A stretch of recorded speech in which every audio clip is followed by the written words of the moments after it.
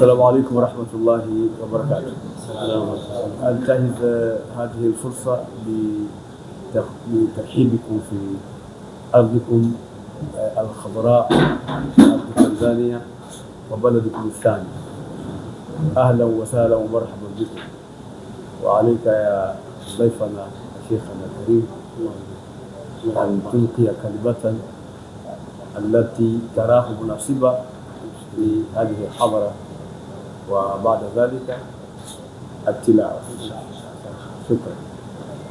بسم الله الرحمن الرحيم. الحمد لله رب العالمين، وصلى الله وسلم وبارك على نبينا محمد وعلى آله وصحبه أجمعين، ثم أما بعد. أولا نسأل الله عز وجل أن يكتب لنا ولكم التوفيق والهداية والسداد والرشاد وصلاح النية والعمل، ثم سلام من الله عليكم ورحمة منه وبركاته. يعني نحمد الله عز وجل على ما من به علينا في هذا اللقاء المبارك وهذه الزيارة الطيبة التي نرفع فيها أولا الشكر لمقام خادم الحرمين الشريفين على موافقته ودعمه ومساندته لقضايا المسلمين في كل مكان، ثم الشكر موصول لسماحة مفتي تنزانيا فضيلة الشيخ أبو بكر بن الزبير على تفضله وحفاوة الاستقبال مع سعادة سفير خادم الحرمين الشريفين، ولكم أنتم جميعا خالص الشكر والتقدير، ثم لأخي ممثل وزارة الشؤون الإسلامية الذي شرفت بصحبته في القدوم إلى هذا البلد المبارك. أسأل الله لنا ولكم التوفيق والهداية، وأن يجعل هذه الزيارة مباركة نافعة لنا جميعا، نحقق فيها آمال وتطلعات التي تصب في مصلحة المملكة العربية السعودية وهذا البلد المبارك بلد تنزانيا. وفرصة حقيقة طيبة، ويعني سعادة غامرة جدا بحفاوة الاستقبال وحسن الضيافة. أسأل الله أن يكتب أجركم ويبارك فيكم جميعا. أعوذ بالله من الشيطان الرجيم. بسم الله الرحمن الرحيم.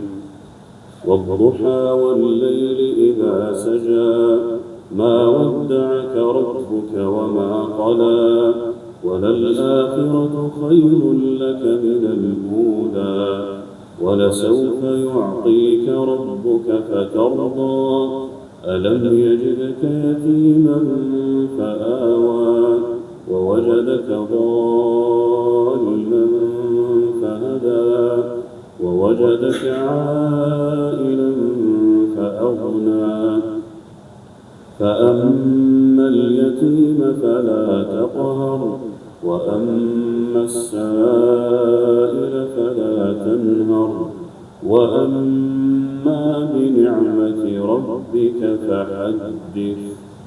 بارك الله فيكم وجزاكم الله خيرا، وأكرر شكري وتقديري لكم جميعا، ولمعالي رئيس الشؤون الدينية فضيلة الشيخ والأستاذ الدكتور عبد الرحمن السديس، وكذلك لمعالي وزير الشؤون الإسلامية على دعمهم ومساندتهم ومشاركتهم في هذه اللقاءات الطيبة المباركة.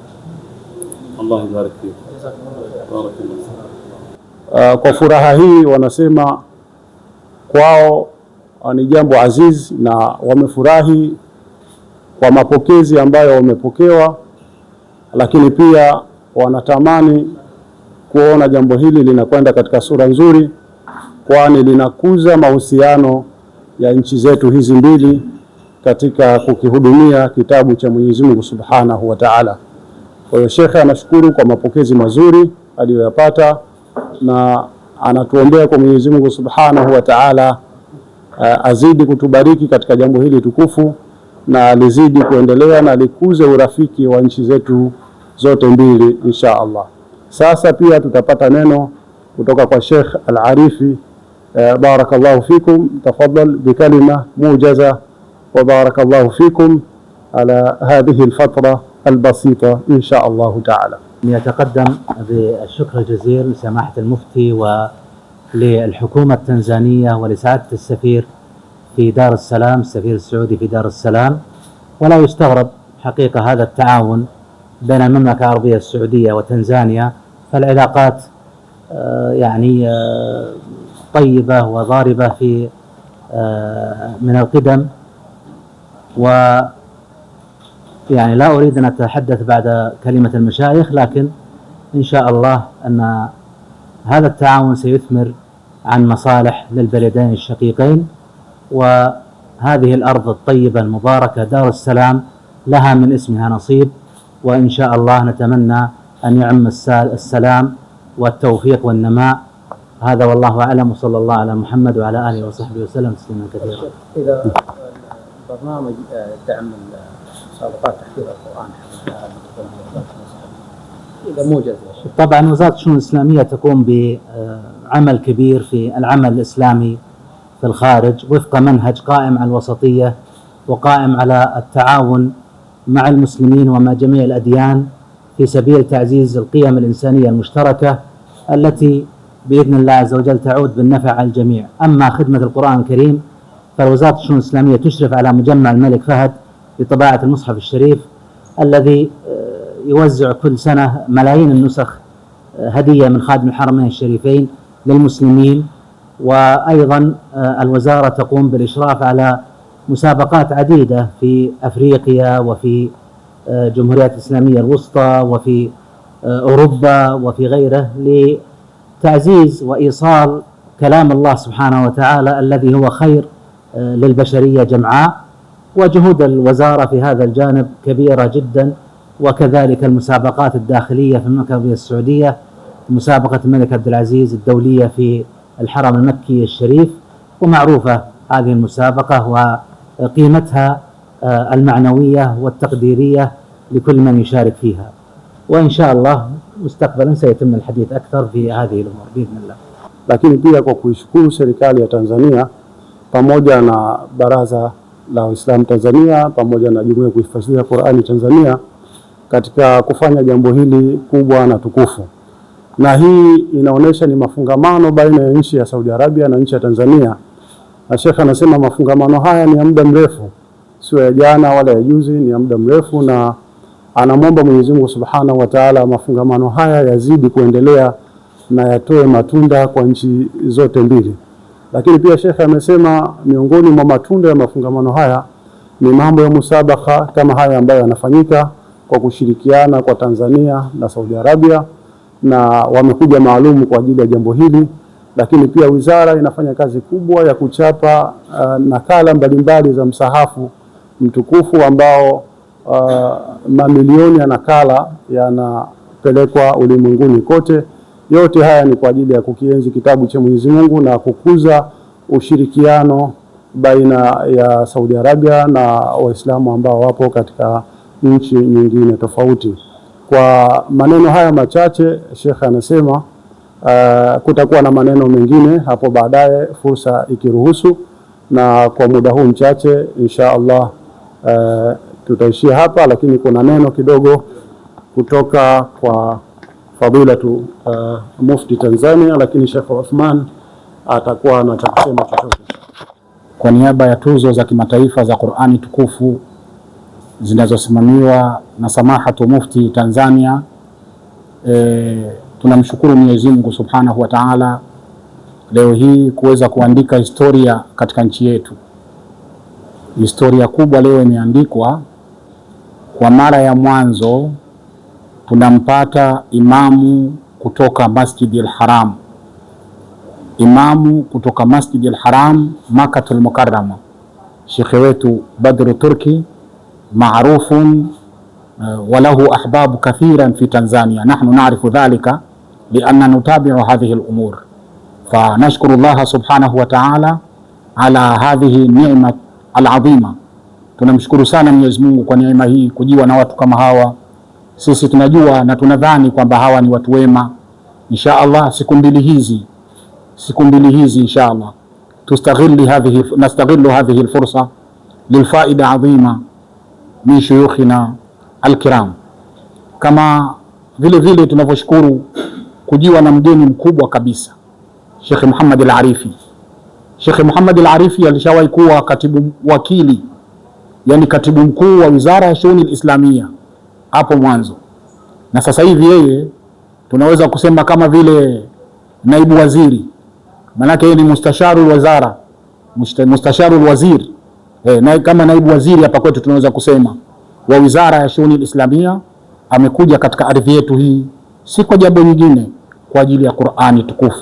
Tunaomba Mwenyezi Mungu ajalie masiku haya yawe masiku ya kheri na baraka na mafanikio, insha Allah, yapite kwa wema na baraka na mafanikio, na fadhila zote ni za Mwenyezi Mungu, na Mwenyezi Mungu atujaze sisi kheri, aijaze nchi yetu kheri, awajaze viongozi wetu kheri.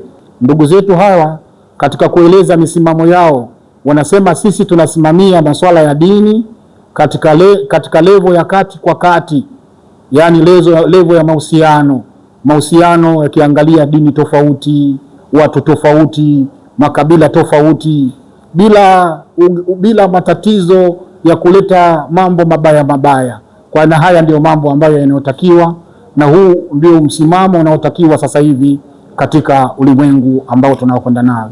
Sasa baada ya hapa min dhimni alladhina jau liistiqbalikum shuyukh alladhina ya'tanuna bilqur'ani alkarim bidar as-salam. Amamakum haulai shuyukh hum ya'tanuna bilqur'ani alkarim, Sheikh Ramadhani Madabida wa hunaka Sheikh Yusuf Manzi wa Sheikh Salim Matimbwa, wa haulai min qadati dar as-salam, qadatu al-asima, haulai min qadati al-asima. Wanantahi jilsatuna hadha bikalbi shukri minhum insha Allah. Naibu waziri, Mheshimiwa balozi wa Saudia Tanzania, tunaambiwa kwamba asimshukuru mwanadamu mwenzake hata Mwenyezi Mungu hawezi kumshukuru. Nimesimama hapa kwa niaba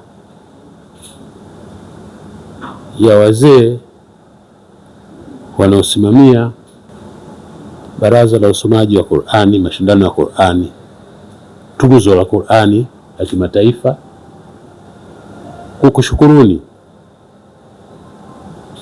kwa kutumia muda wa wakati wenu kuja kwetu na kutumia gharama zenu kuja nchini kwetu kwa jambo hili adhimu. Sisi hatuna cha kuwalipa isipokuwa tunamwomba Mwenyezi Mungu akulipeni kila la kheri insha Allah,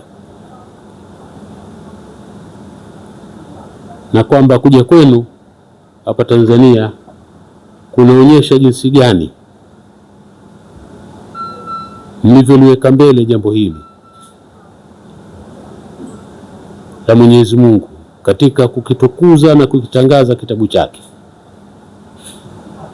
na kwamba tunaamini kwamba kuja kwenu huku kutasaidia zaidi kuendeleza ilmu na uhifadhi wa Qur'ani katika nchi yetu na katika Afrika Mashariki na Afrika nzima kwa jumla. Tunakushukuruni sana. Mwenyezi Mungu azidi kuwabariki. أشكركم كثيرا على وصولكم إلى هذه البلاد. وقال من لا يشكر الناس لا يشكر الله. وأيضا قال هذا إن دل على شيء إنما يدل على حبكم لكتاب الله وحبكم لإخوانكم. لهذا نشكركم كثيرا ونسأل الله سبحانه وتعالى أن يوفقكم في نشر كتاب الله ودينه في كل مكان، ويجعل في ميزان حسناتكم يوم القيامة يوم لا ينفع مال ولا بنون إلا من أتى الله بقلب سليم. وشكرا وبارك الله فيكم، والسلام عليكم ورحمة الله وبركاته.